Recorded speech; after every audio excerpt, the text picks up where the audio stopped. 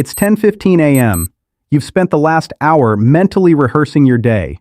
The sequence is set: the gym, the grocery store, then that project you finally gathered the momentum to start. Then, a text vibrates on your desk.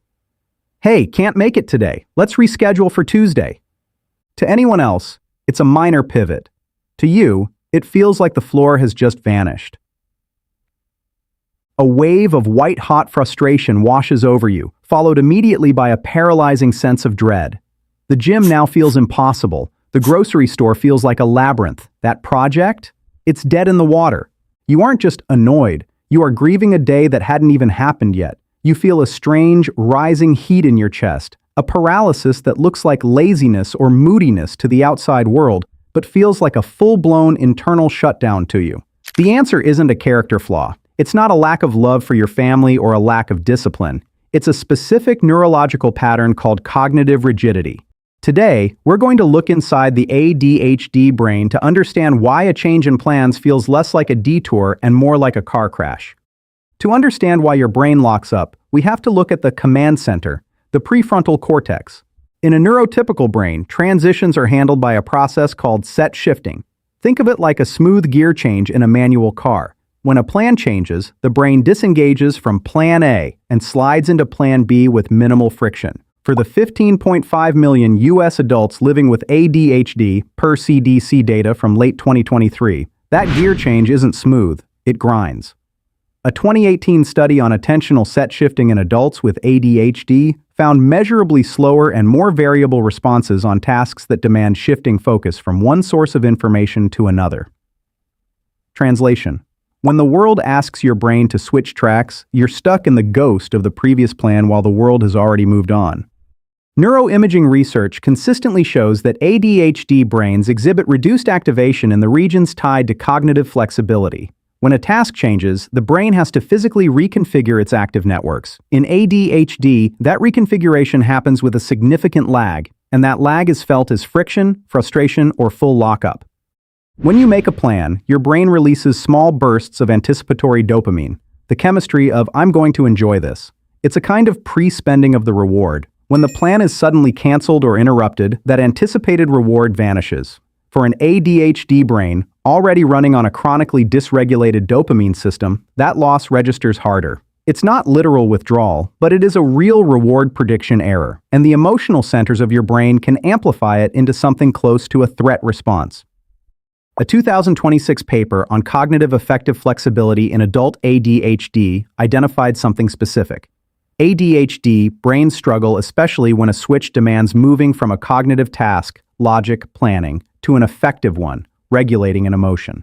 When a plan changes, you aren't just rearranging your schedule, you're being asked to manage a sudden surge of frustration at the same time. Because that affective gear change is harder, the frustration overflows the logic, what Russell Barkley and others have long called emotional dysregulation, or DESR, deficient emotional self-regulation. Let's break down how this rigidity manifests in your daily life.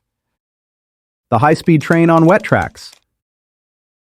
For the ADHD brain, getting into a task is like trying to get a massive freight train up to speed. It takes immense energy to start, but once it's moving, it has incredible momentum. You're cleaning the kitchen. Your partner asks you to stop and help them find a document. You snap. This is task switching cost. Your focus is that train.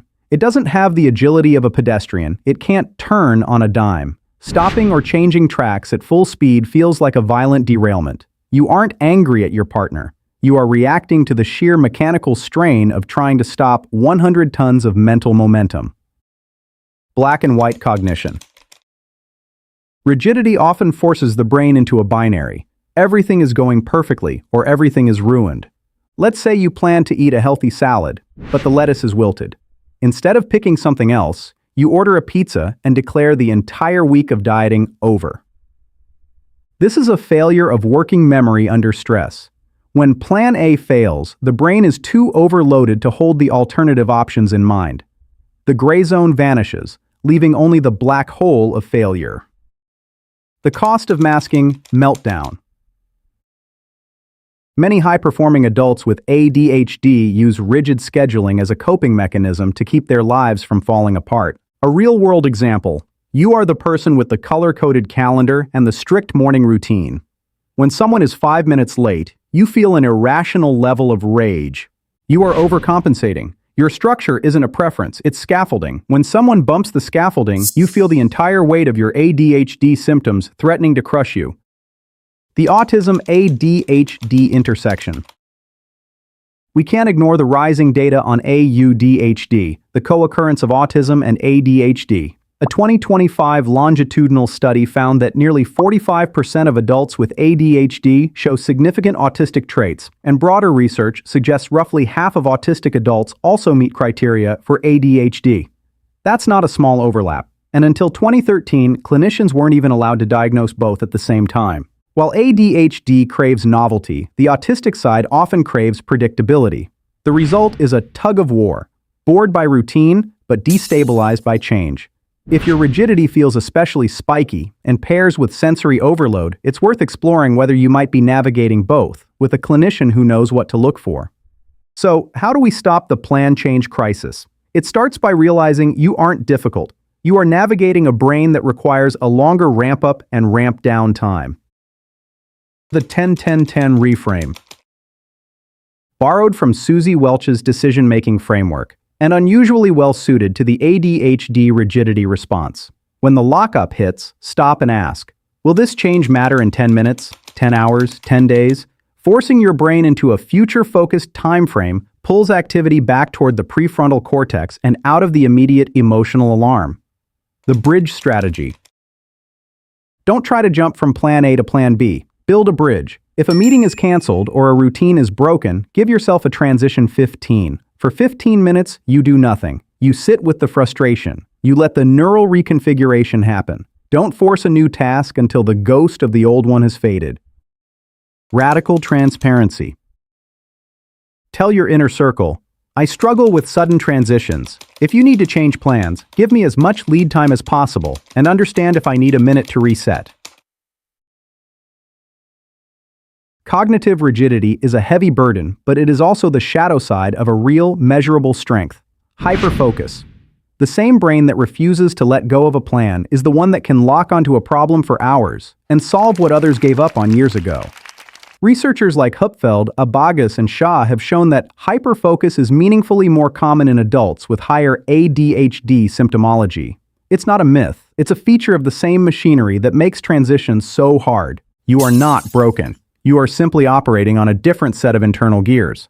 Understanding this glitch doesn't give you an excuse to stay stuck.